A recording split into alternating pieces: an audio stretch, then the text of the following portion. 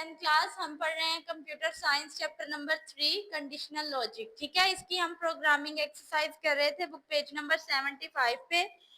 आज हमने इसके एक्सरसाइज नंबर 1 2 3 4 5 कर ली है। आज हमने इसकी एक्सरसाइज नंबर कौन सी करनी है? 6। ठीक है, पहले इसे पढ़ लेते हैं, इसमें वो कह क्या रहे हैं, फिर इसे अंडरस्टैंड करेंगे और इसको प्रोग्राम करके देखेंगे। ठीक है, सबसे पहले उन्होंने कहा है following is the eligibility criteria for admission in an IT university. IT university में एडमिशन लेना है और उसका क्राइटेरिया उन्होंने बताया हुआ है कि मैट्रिक में एटलीस्ट 60% मार्क्स हो, इंटरमीडिएट में 65% मार्क्स होने चाहिए और एंट्रेंस टेस्ट में 65% मार्क्स होने चाहिए। ठीक है, उसके बाद जो है सबसे पहले हम इसको स्टार्ट किस तरह से करेंगे, include studio H, include conio H, include math dot H से। ठीक है, उसके बाद हम इसमें हमारा कौन सा फंक्शन यूज होगा, इंट मेन। ठीक है, नेक्स्ट हम जो है वो उसी तरह से अपना जो है वो प्रोग्राम स्टार्ट करेंगे।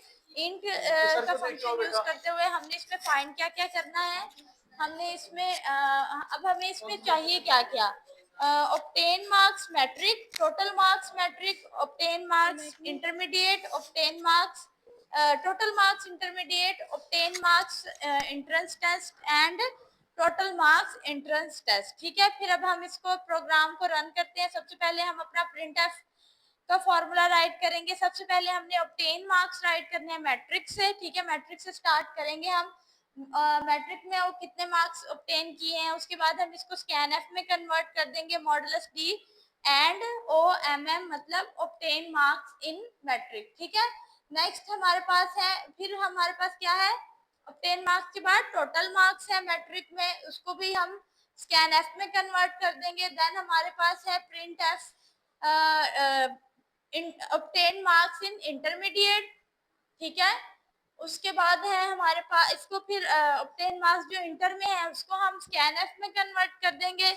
उसके बाद है हमारे पास टोटल मार्क्स इन इंटरमीडिएट। यहाँ मैंने INTERM तक लिखा हुआ है, लेकिन आपने इसको कंप्लीट लिखना है। ठीक है, मेरे पास स्पेस थोड़ी कम थी, इस वजह से मैंने शॉर्ट फॉर्म में लिखा है, लेकिन आप इसे कंप्लीट लिखेंगे। इसको हम स्कैनएफ में कन्वर्ट कर देंगे। फिर हमारे पास क्या है, हमने इंटर करना है obtain marks in entrance test, उसको हम स्कैनएफ में कन्वर्ट कर देंगे, मॉडुलस डी एंड ओएमई। ठीक है, सेमी कॉलम्स लगाकर हम इसे क्लोज करेंगे। मॉडुलस डी के बाद जो है वो डबल कोटेड आएंगे जो यहाँ पे मिसिंग है। उसके बाद है print F inter total marks in entrance. ठीक है, उसके बाद इसको भी हम स्कैनएफ में कन्वर्ट कर देंगे और फिर उसके बाद हम क्या करेंगे, टोटल मार्क्स इंटर कर देंगे, उसको स्कैनएफ में कन्वर्ट करेंगे। अब हमने इफ और एल्स का फॉर्मूला लगाना है। हम क्या करेंगे, आप जैसे कि आप सबको पता है कि जब भी हमने परसेंटेज निकालनी होती है तो हम उसका क्या फॉर्मूला होता है, ऑब्टेन मार्क्स को जो है वो मल्टीप्लाई करते हैं 100 से और टोटल से डिवाइड कर देते हैं, ऐसे ही है ना।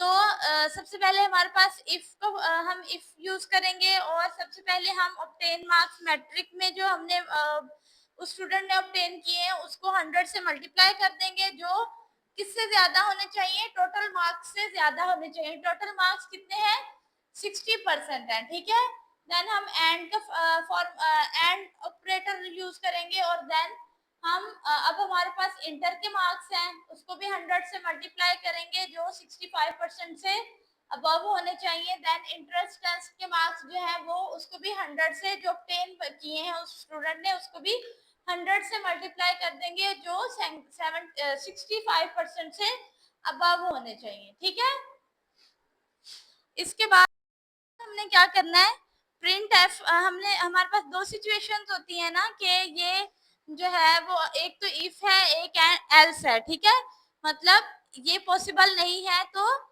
इस तरह से हो सकता है। अब हमारे पास दो सिचुएशंस हैं। इफ में सबसे पहले हमने इफ का फंक्शन यूज किया है ना, तो इफ में क्या है, you are eligible for admission, के स्टूडेंट जो है वो, या तो को इसकी कैलकुलेशन के बाद हम ये फाइंड आउट कर पाएंगे कि या तो वो स्टूडेंट इस यूनिवर्सिटी में एडमिशन के लिए एलिजिबल है एल्स नॉट एलिजिबल, या फिर वो एलिजिबल नहीं है, ठीक है। करली ब्रैकेट्स क्लोज कर देंगे और गेट सी एच का फॉर्मूला यहाँ लगाएंगे। इसके बाद हम इसको एंटर करेंगे तो हमें आउटपुट रिसीव होगी, जिससे हमें आइडिया होगा कि वो स्टूडेंट इस यूनिवर्सिटी में एडमिशन के लिए एलिजिबल है या नहीं, ठीक है। इसके बाद हमने अपना एक्सरसाइज नंबर कौन सी करनी है, 7।